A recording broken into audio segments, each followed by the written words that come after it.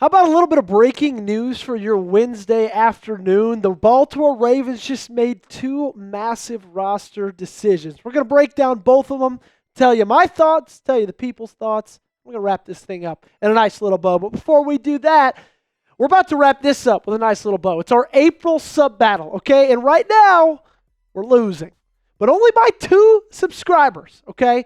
We've been duking it out all April long. It's been an absolute blast. We've grown tremendously. Appreciate everybody who's joined us along the way. But it ends today. If you didn't know, there's only 30 days in April.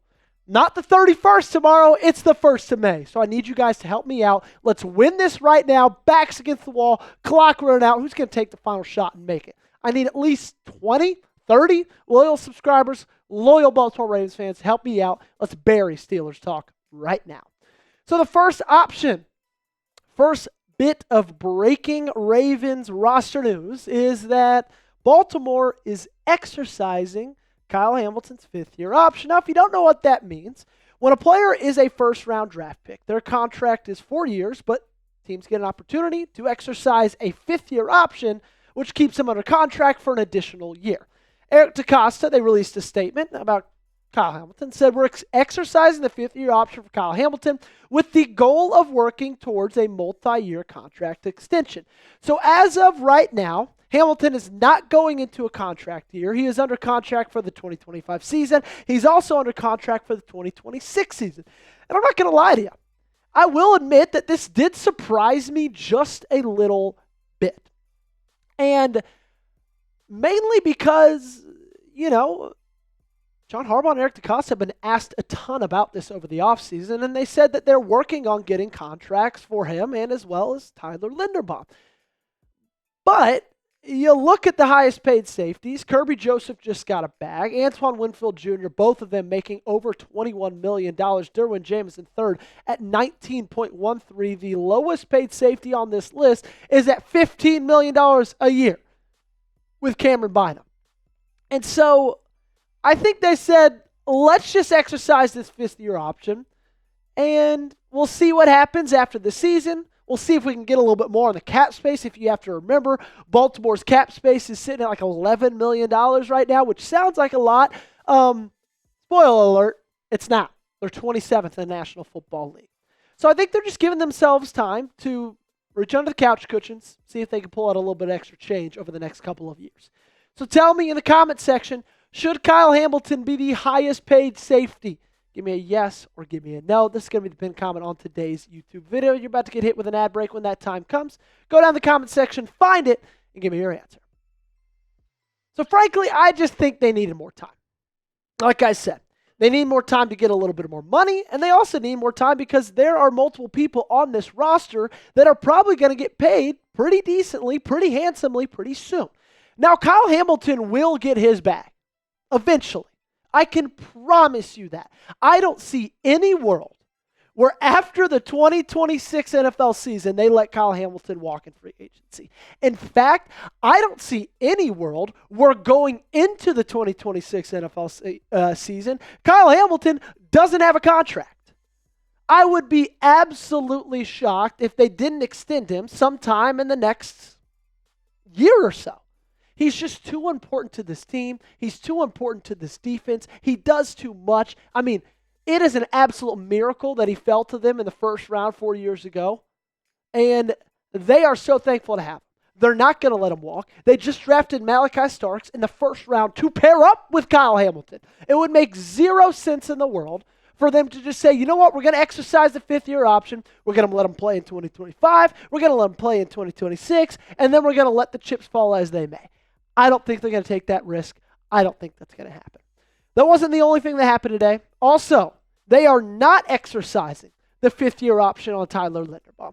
And I want everybody to calm down. I want everybody to take a deep breath.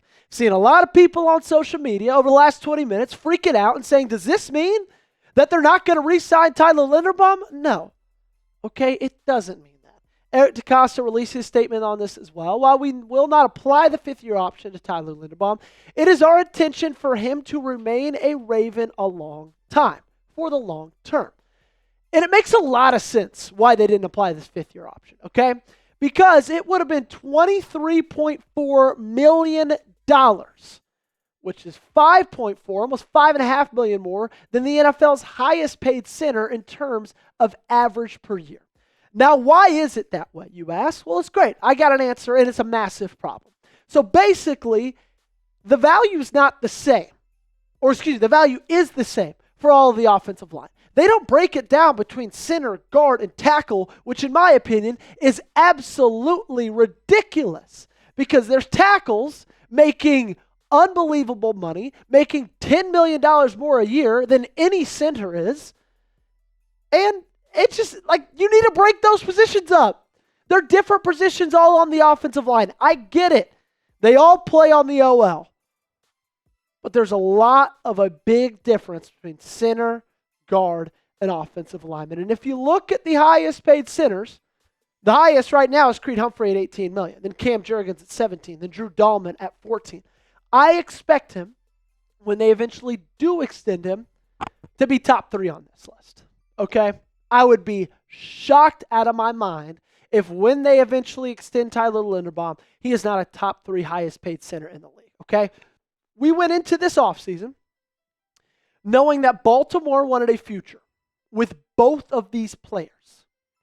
It's just much more financial sense for Linderbaum to not have that 5th-year extension and for them to do his extension first. Okay? Because Kyle Hamilton's 5th-year option is relatively, it's fair. It's not too much, not too little. It's a good amount of money.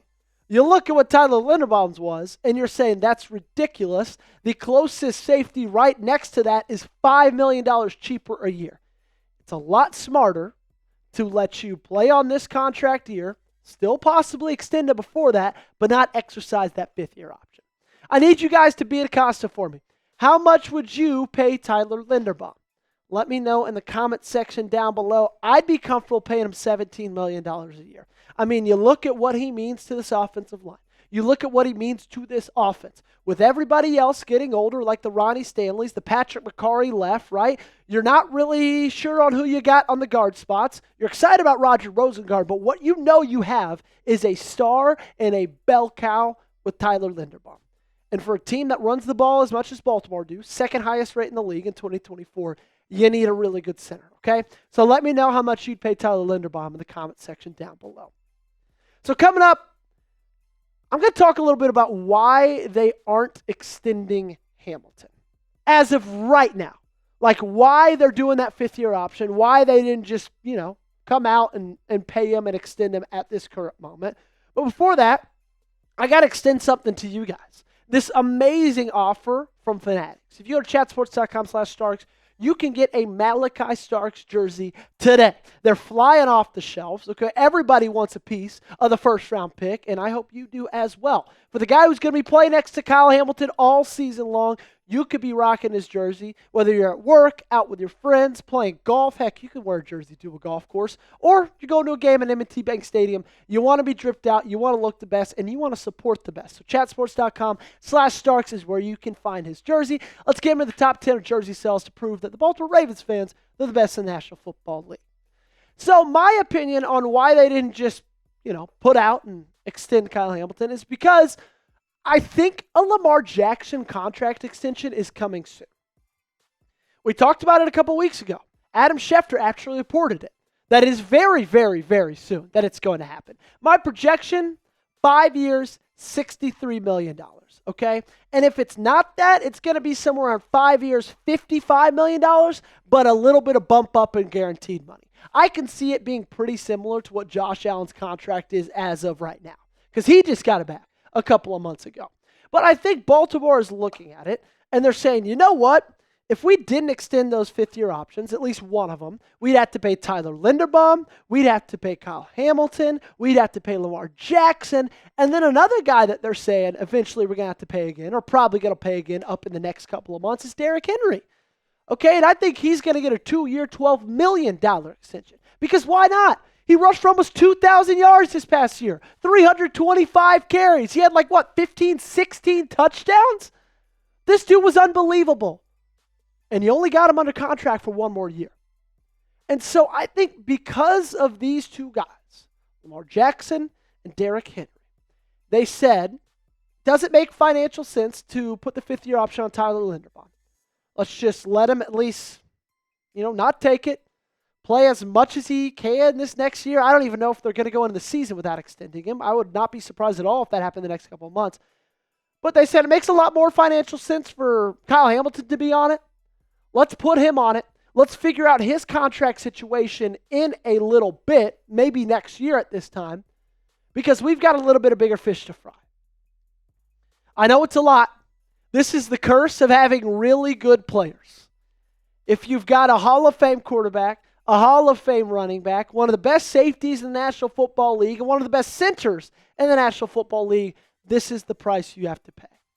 But I think this is a good time to reflect on that draft many years ago, where you took Kyle Hamilton, you took Tyler Linderbaum in the first round, and you got two guys who is regarded as the best in their positions.